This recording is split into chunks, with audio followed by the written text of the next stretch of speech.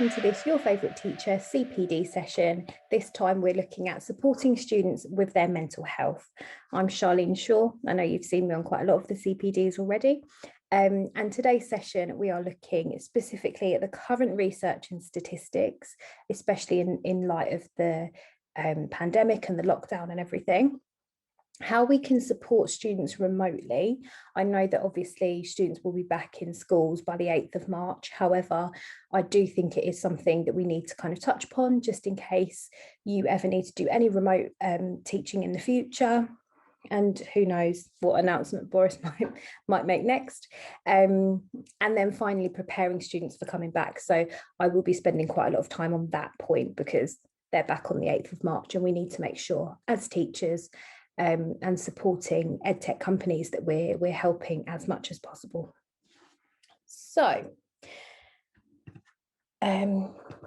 supporting students with mental health, the current research and statistics. So when I was having a look into this, I found that more than half of teachers say that their mental health has declined as a result of the lockdown and the wider pandemic. I know that's not just teachers, that is lots of people in lots of different professions, but I feel as teachers it has been particularly hard having to adapt classroom teaching with virtual teaching.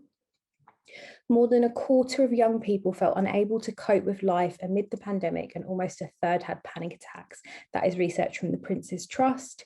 And finally, with safeguarding issues in particular, self-harm, they're up 77% among secondary pupils. So suicide ideation increased by 81%, and that is from a charity called Place to Be. So when I was having a look into this, there was a lot of online articles and research and support that was geared towards university students, but not so much secondary age students.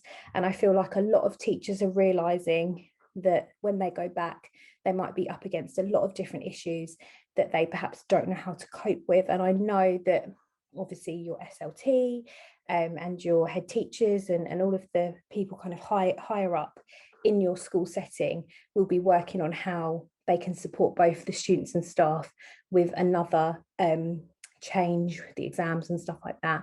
However, it is good to have as much support as possible. So on the resources page, which you'll be able to access after this CPD, there will be lots of different links to help support secondary students specifically. As like I said, a lot of it seemed geared towards university students, so I had to do a lot of digging. I feel like this research is scary. We know how much of an impact the lockdowns have had just on general health and well-being. And I know there's a lot of talk in the news and on the media about how it's a lost generation and, you know, jobs won't be the same and stuff like that. But this is all about making sure that we support our young adults as much as possible. We know that things are going to change. It's scary for us as adults, let alone as teenagers, but all we can do is just support them in the best ways possible. So supporting students remotely is my next one. It's not about learning new skills, okay? I think a lot of teachers are worried that they don't have the skill set to help support students at the moment, and perhaps even a little bit worried because you're probably concerned about your own health and well-being, the health and well-being of partners and children at home and stuff like that as well, family in general, that you kind of might feel a bit like, I don't know how to support a student in a school setting. It's not about learning new skills, okay? You've got to kind of be calm, be positive, be curious, be thankful. And that's, you know, especially in the next couple of weeks when you're kind of wrapping up those online settings, I think, you know, these are the main things that you need to be doing. You need to show that you're calm, even if you're not inside. You need to be very, very positive about looking forward to being back in the classroom setting, face to face.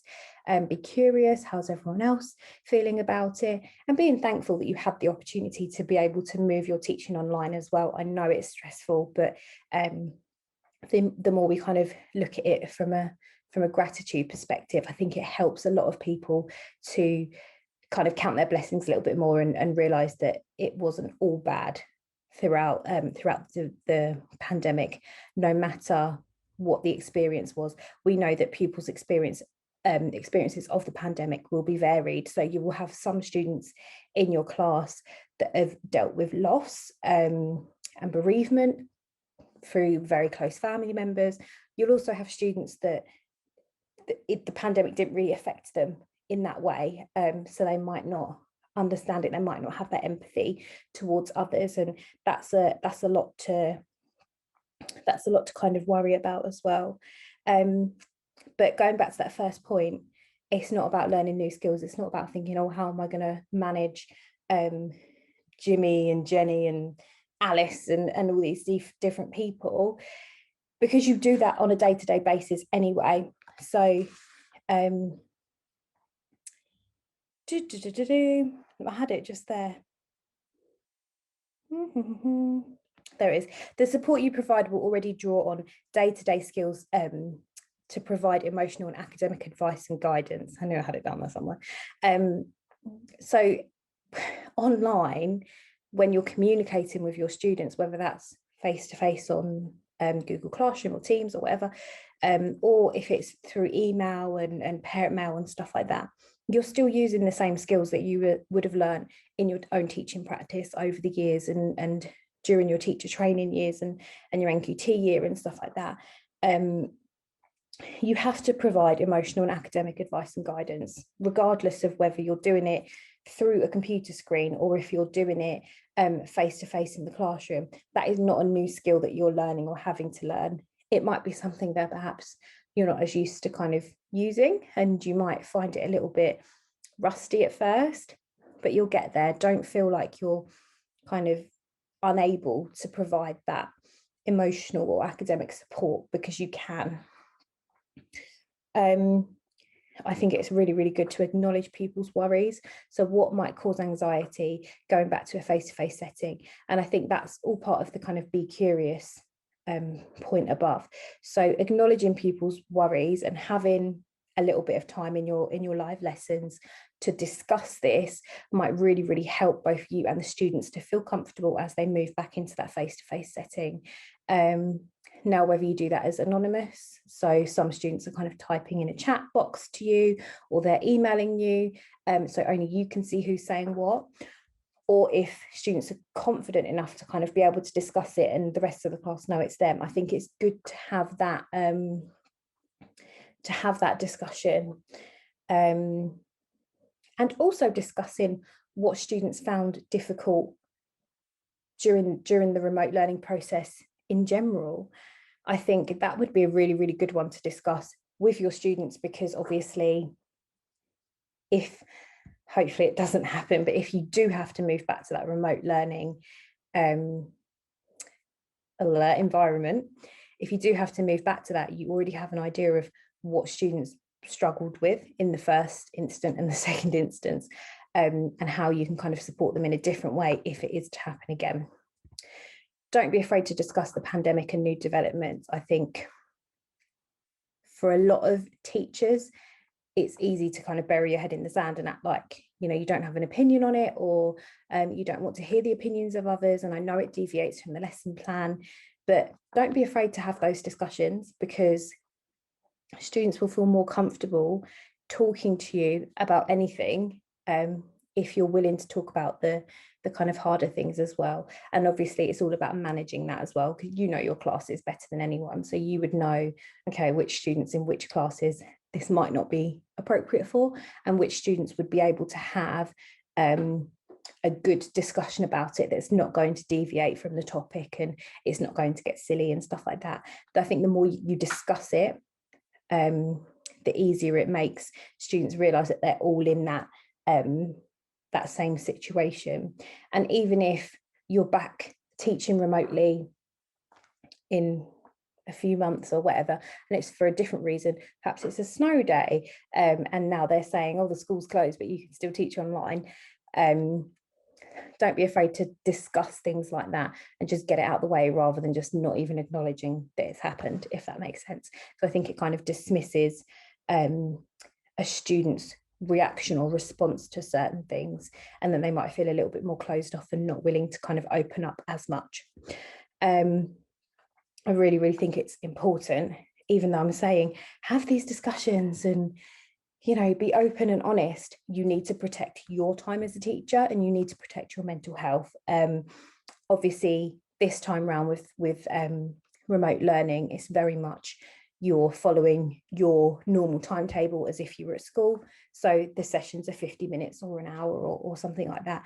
But really make sure that you're protecting your time. And, you know, you would if you were at school in a face-to-face setting, you know that your break time is your break time and your lunchtime is your lunchtime. And if you're choosing to give that up, you're choosing to give it up.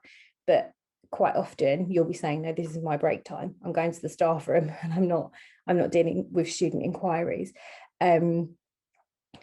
That same thing applies when you're working remotely. So you need to protect that time and protect your mental health. If it's not something you feel comfortable to discuss, if you don't want to talk about your own personal viewpoints on whatever topic it is, then don't. Protect that mental health, but just make sure that you're doing it in a kind of open and honest way. And you're saying, you know, I don't actually feel that comfortable talking about it. It's okay to say that, because then students know that they don't have to if they don't want to. But it encourages that kind of everyone's in the same position, student or teacher. You've all had difficulties with remote learning, and you will all have some sort of difficulty transitioning from remote learning back into that kind of face-to-face classroom situation as well. Preparing students for coming back. I know that the roadmap is out now, and there's been lots of talk about how teachers will be doing their grades this year for the exam subjects and stuff like that. So this, I've got quite a few slides on preparing students for coming back, but hopefully it's all useful information. First thing, one size will not fit all. Okay, so you cannot take the same approach to every single class, because you know as well as anyone that not every single class is exactly the same. And as long as you've acknowledged that and you know that it's a thing, you should be absolutely fine. There will be varied levels of coping skills and resilience. So you'll find that some students have dealt with the last year really, really well, and they're excited to be back and kind of face to face and seeing their friends more and stuff like that. You might have some students that didn't cope very well, that don't have that resilience, and they've only just got their head around not being in a school setting and they're being thrown back in. With every other year group, this is not a staggered start this time, and for some students that will be very, very scary. So just make sure you've got that in mind. And again, you know your students, so you'll know which ones might have had a little bit more difficulty and trouble transitioning between remote learning and face-to-face learning, and you know which students might be a little bit more kind of anxious about it. Keep an open mind. Okay, we don't know what it's going to look like. All the stuff is in place from the government, or it might not all be in place in your school in particular, but you know, you have to just keep an open mind and be aware that things might change, as always. Have a strategy with your classroom, so how you might deal with it, and this goes down to like teacher personality and how you teach and how comfortable you are with certain classes, but have a strategy with your classroom. It doesn't have to be, like I said, a one size fits all. That's for teachers as well as students. So if the teacher who teaches opposite you has a completely different approach, crack on, go for it. Make sure you've got a set approach and strategy that you're going to be using in your classroom in particular. At the same time, remember you're part of a team. So even though you might have a different strategy compared to the teacher across the hallway, you are all part of a team. So the frustration, the concern, the anxiety, the excitement, every emotion that you're going through as you prepare for coming back. All the teachers in the school are going to be feeling the same sorts of things. So make sure you collaborate, make sure you ask, oh, what strategies have worked well for you? This didn't really work for me. You know, what could I do differently? Almost as if you're, you know, planning lessons together, plan different things, look at different strategies. You are part of a team. And also your team is wider than just the school. This is really important from a mental health perspective, because the school will have partners, outside agencies that they work with to help support the students. You need to know who they are. You need to be able to direct students to them if you feel like they need them. If you don't know who they are, then you need to go to your pastoral team for support. So if you're a form tutor, you'll know who your head of year is, or your head of key stage. I know it's different for different schools, but just know who your pastoral team are, who your leads are, who you're comfortable having that discussion with as well. But yeah, bear in mind, it's also wider than just the school. So you will have outside agencies which are all on standby, ready to kind of support and help the students as well. It's not just down to you as the individual classroom teacher. Acknowledge your own feelings. I think, again, it boils down to how comfortable you are discussing how you feel with a class, and you will have some classes you like more than others, or you feel more comfortable with than others, but make sure you kind of acknowledge your own feelings in this, so that the students know that it's not just an us and them kind of thing, because it's not. Obviously, you're both going in with a different kind of goal, because the teacher's there to teach and the students are there to learn. However, you're all going back into a face-to-face setting, having had months of online lessons. Acknowledge those feelings. Let students know that you have the same sorts of feelings, anxieties, stresses, worries that they do in terms of getting back into that face-to-face setting. Lots of positive reinforcement, both when you're on the lead up to moving from the remote learning lessons, the online lessons, but also in those first couple of weeks when you're back teaching. You know, I'm really excited to see you. I'm really excited that we're back face to face. This is a really positive move. Hopefully it's not going to kind of go back, but if it does, we'll deal with it just like we dealt with it before.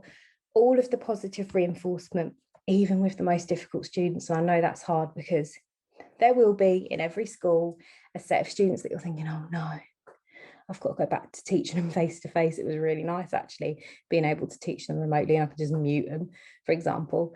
It's really made me chuckle, just mute them. Wish you could do that in real life sometimes. But making sure that you're putting on that brave face and you're giving that positive reinforcement. I always think that teachers are like actors anyway. We have to kind of put on that kind of teaching persona to ensure that we are giving our best within a classroom setting and able to deal with lots of different things. I saw a lot online when I was doing my research that some schools will have a traffic light system in place for the weaker or the more vulnerable students. So green is, yep, I'm happy, I'm fine, I'm ready to go. Amber is, oh, I feel a bit worried or scared, and red is, I am not ready for this. Some sort of traffic light system or a play on the traffic light system that might help your students feel a little bit more comfortable with going back into that face-to-face setting. And again, that's something that you could start off remotely and just say, how are we feeling about going back, and having that discussion and being aware of the students that might be a bit worried before you even get to that face-to-face setting. So you have that kind of idea of how to deal with it. Could be just changing the seating plan, pairing some students that are a bit worried and anxious with some of the more confident students and stuff like that as well. From a safeguarding perspective, obviously every school is different. Every school has a slightly different safeguarding policy. So make sure you know your school's safeguarding policy, and I'm sure that you've probably already received emails about this. Again, draw on your pastoral team for guidance with everything. But the main things, this is no matter what education setting you're in, remember not to promise that you won't tell anyone. Okay, if a student wants to disclose information to you, And don't dismiss concerning behaviour. So if there is a significant change in mood, I know I said before that you know your students and you know which students are kind of the more confident, outgoing ones and which students aren't. That could have all changed because of lockdown. So don't dismiss concerning behaviour if there is a change of mood. Okay, if a student is all of a sudden very withdrawn, whereas they weren't before lockdown, that is something that needs to be flagged.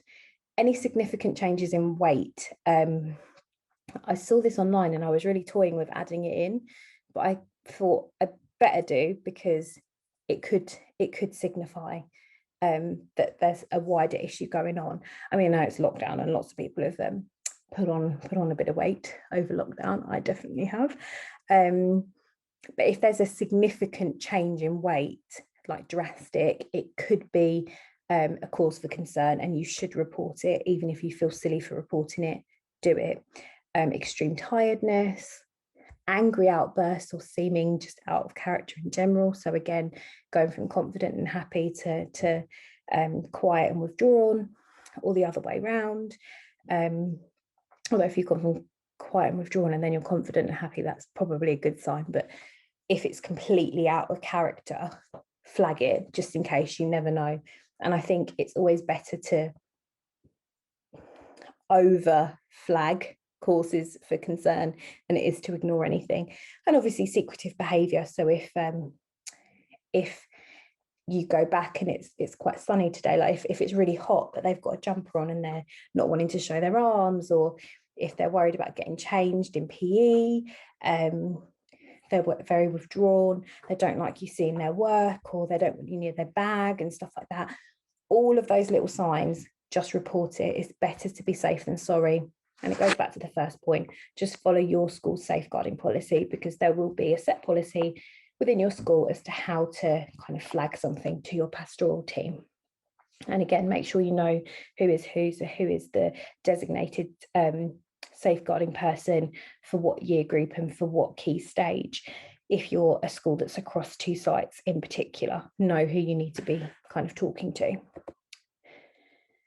And finally, in terms of preparing students for coming back, actually learning might have to wait. Okay, you cannot expect to go from a remote learning situation straight back into a face-to-face situation and teach exactly how you taught before this pandemic hit. It's just not going to happen, and learning might have to wait, and that is okay. Okay, so students' pace will likely change. They could have, gotten way too used to remote learning over the last couple of months, and they don't complete tasks as quickly as you might have known them to complete them beforehand.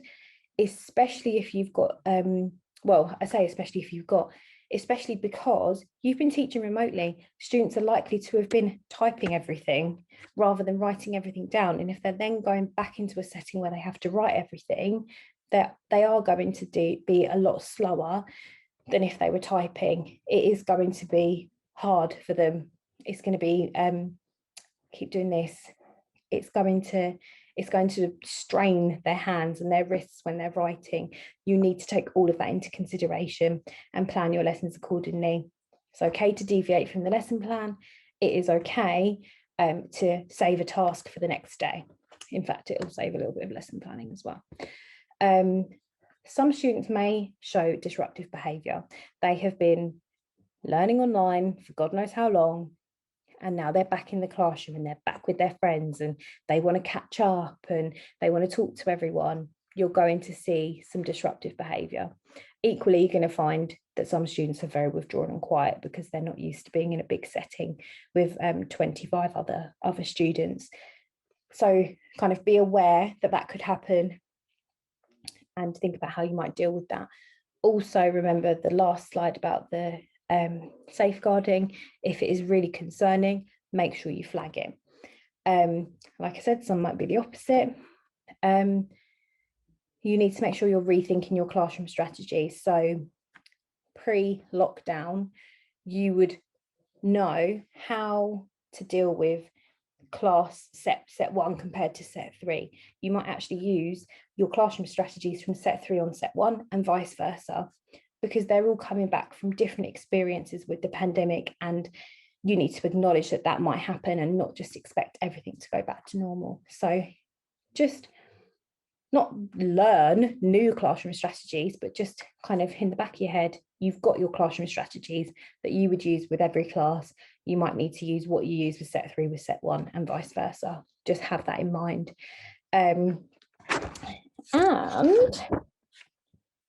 just making sure that I've said everything. There we go. Also bear in mind that you still have a duty to teach the curriculum. So in particular, your exam classes will need to make up for lost time. Okay. This is going to make them a little bit anxious. It's going to make you a little bit anxious of how much they've missed and what you need to kind of catch them up on in time for their exams, especially like the year 10 students when they get to year 11. But you need to obviously recognise when you might need to slow the pace down and adapt your teaching to meet the needs of the students. Again, this is nothing new. I'm not sat here saying you need to make sure that I'm losing what I'm trying to say. I'm not saying that you need to learn all of these new classroom strategies and all of these new ways of teaching. You don't, but you just need to be very aware that it's not just going to snap back to normal and that you might need to slow the pace down. It is okay to deviate from the lesson plan. It is okay to have those moments where actually you need to pause the lesson and talk about an issue that might have come up in the news regarding the pandemic or regarding something. You might just need to take that time to reassure your students that it's okay. Okay. So make sure you've thought of that as well. In regards to resources and stuff like that, so below this video there will be links to a resource page where there's lots of resources for both teachers and students to help in terms of their mental health and coping when they go back into school or cope at home. And also for students in particular, if you are watching this CPD session and you do have access to your favourite teacher, please remember that we do have our mindfulness course available to all of our students, and it talks you through all about being mindful and how to manage your emotions and how to manage stress. So I would 100% say that you need to be directing students to looking at those resources that we've got on the Your Favourite Teacher platform if you do have access, if your school has access to Your Favourite Teacher, because the mindfulness content that we have on there is fantastic and we use it a lot, obviously with our schools and with our football clubs as well. It really, really helps.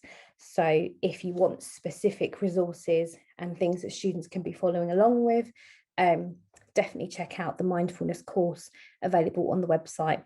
And then you've also, as I said, you've got the resources section that you'll be able to kind of have a look at and download different things directly from that as well. I really, really hope this has helped. I'm Charlene Shaw with Your Favourite Teacher. Thank you for watching.